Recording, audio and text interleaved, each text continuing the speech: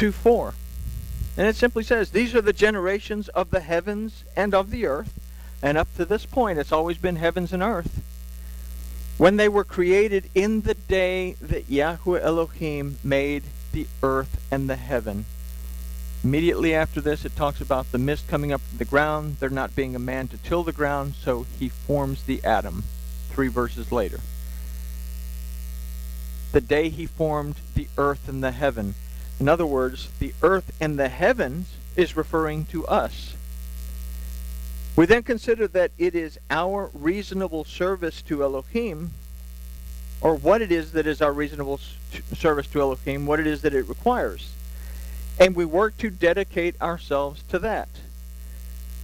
We make the choice to not be conformed to this world by listening for silver trumpets, and we choose to be transformed by the renewing of our mind in order to hear his voice in the shofar. We don't conform to the world, waiting to listen to the silver trumpets. We seek to renew our minds so we can hear his voice in the shofar. We don't curse ourselves and say, I can't listen to this. You're going to have to hear it for me and tell me what he says. Say, I want to have a relationship with you. I want to be part of the household. I want to call you Father. So, in this way, we are able to begin to prove what is that good and acceptable and perfect will of Yahweh. We learn to see beyond the fish, melons, cucumbers, leeks, onions, and garlic, recognizing their true nature in our lives. And we talked about the true nature of these wonderful delicacies earlier, and they weren't all that wonderful. Sounds like a really good stew, though. We all have a measure of faith. It's what we decide to do with it that will make the difference in our relationship with Yahweh, our Elohim. Verse 14 isn't simply about a jealous husband.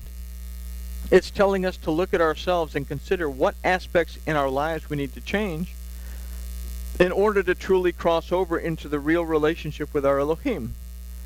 We considered earlier the idea of our existence is either in agreement with or it is against our willingness to pass over, to pass by, or to pass through. These dictate whether we remain or whether we cross over. This dictates whether we're jealous because the wife is defiled, or we're jealous because the wife is not defiled.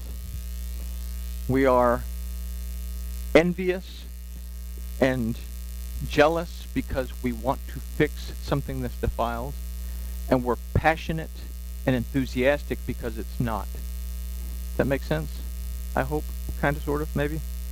I just did that on the fly, so it sounded real good. So this verse is saying, if you suspect that something is keeping you from the fullness of your relationship with Yahweh, then do something about it. The study of Naso will pick up with verse 15 the next time, where he actually takes her to the priest, and they get the barley and all the stuff that they offer, and what does all that stuff mean.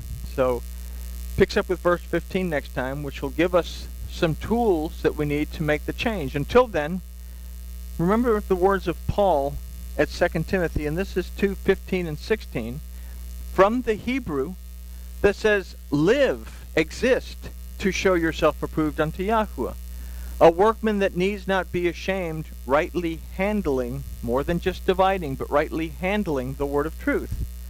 Shun profane and vain babblings, for they will increase to more, it says wickedness, but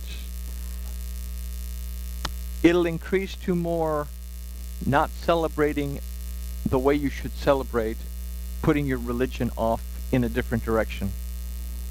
So,